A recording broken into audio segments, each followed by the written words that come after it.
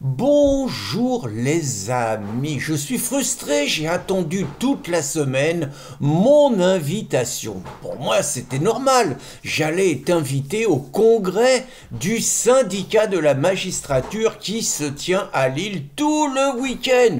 Écoutez, c'est normal, j'en suis quand même à une vingtaine de procès. Donc qui dit 20 procès dit vous avez les 3 juges, vous avez le procureur de la République, ça fait 4. Donc ça fait 4 fois 20, j'ai rencontré 80 magistrats déjà. Sur 80 magistrats, sachant que le syndicat de la magistrature fait à peu près 30%, vous avez un juge sur 3 qui est dans le syndicat de la magistrature. Ce qui ne veut pas dire que celui qui n'y est pas n'en partage pas les idées. Donc au mieux, j'aurais déjà rencontré 30 magistrats qui auraient été présents. On aurait été en pays de connaissance, je les aurais salués et tout, sans rancune. Ils m'ont condamné à des dizaines de milliers d'euros d'amende, à des peines de prison avec sursis parfois, mais pas de problème. Et puis j'aurais écouté les travaux avec intérêt. Ils m'ont pas invité, ces ingrats. Par contre, ils ont invité un député insoumis, Ugo Bernalicis. Alors c'est le mec du coin, hein, il est de la région de Lille et tout. Ugo, il se rêvait à Beauvau. Il voulait être ministre de l'Intérieur en 2022 si Rachid Méluche y gagnait l'élection. Puis pour montrer à quel point il y tenait, puis qu'il est imaginatif, il nous a fait un rap. Ugo à Beauvau, vous voyez, un chef des flics qui arrive finalement au ministère à Beauvau sur un air de rap. Vous voyez la symbolique. Il y aurait eu une police nouvelle avec elle. Alors la police de proximité, donc la police des grands frères, tout ce qui est raciste, fasciste, les petits blancs, tout ça, ils auraient dégagé de la police. Et puis on aurait mis naturellement les frères pour apaiser et tout. Vous voyez, on aurait eu une police nouvelle avec Ugo. Et puis Ugo, c'est un ami des musulmans. Regardez, par exemple, il est à Lille, le lycée Averroès, ils n'ont plus de subventions parce qu'ils ont l'air d'avoir quand même pris quelques libertés avec les principes laïques et puis faire un tout petit peu l'apologie des frères musulmans. Hugo, il n'est pas d'accord, il a manifesté pour qu'on restitue les subventions au lycée Averroès. En même temps, Ugo, il réclame la fin des subventions pour les écoles privées catholiques parce qu'il dit que les écoles privées catholiques, il faut qu'elles prennent leur part dans le social, donc dans la mixité sociale. Autrement dit, il faut qu'il y ait plein de jeunes des quartiers qui foutent le bordel dans les écoles publiques, qui aillent le foutre dans les écoles privées catholiques. Et Hugo, je vais finir avec lui, là c'est l'homme de la fin de la semaine.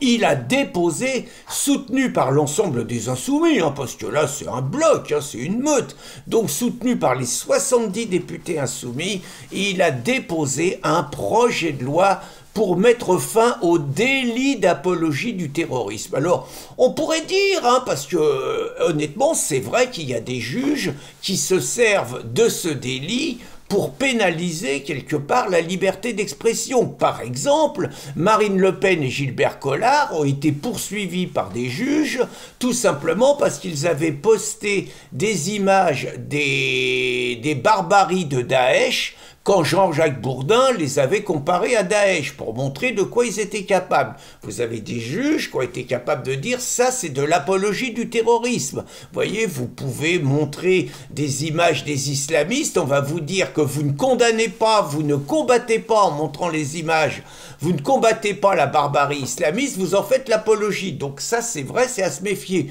Mais si les insoumis voulaient réellement défendre la liberté d'expression, ils réclameraient l'abrogation des lois Pleven, des lois Guesso, des lois Taubira. Or, ils ne le font absolument pas parce que ce sont ces lois qui permettent à leurs copains avocats antiracistes et du syndicat de la magistrature de persécuter tous ceux qui pensent mal.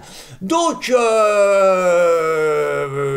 ce qu'il y a derrière le projet de loi de Bernalicis et des Insoumis, c'est surtout la possibilité de faire l'apologie du Hamas, du Hezbollah et des islamistes sans risquer quelque part de se retrouver devant le tribunal.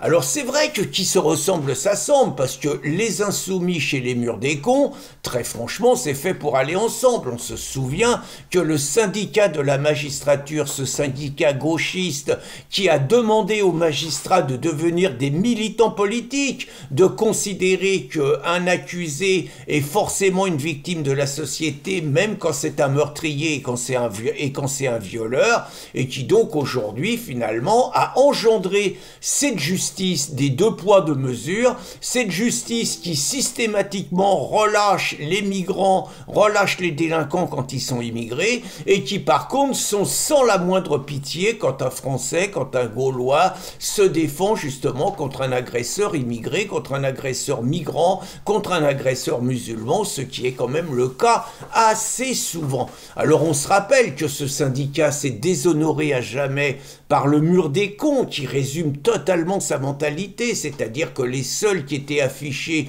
c'était des gens de droite, et c'était surtout, ce qui était le plus honteux, des familles de victimes comme le général Schmitt, dont la fille avait été assassinée par un immigré en situation irrégulière qui l'avait poignardé dans le métro alors qu'il aurait dû être expulsé et qu'il a été défendu par des associations immigrationnistes. Eh bien, pour le mur des cons, général Schmitt, général c'est déjà un fasciste, un tortionnaire et un raciste, et comme en plus sa fille se fait tuer et qu'il ose dire que c'est pas normal que sa fille se soit fait tuer, c'est un con qu'il convient de brocarder, dont il convient de se moquer au détriment de la douleur de la perte de sa fille. Voilà ce qu'est ce syndicat, des magistrats politisés, des magistrats qui ne rendent plus la justice au nom du peuple français, mais qui rendent la justice au nom de leur idéologie.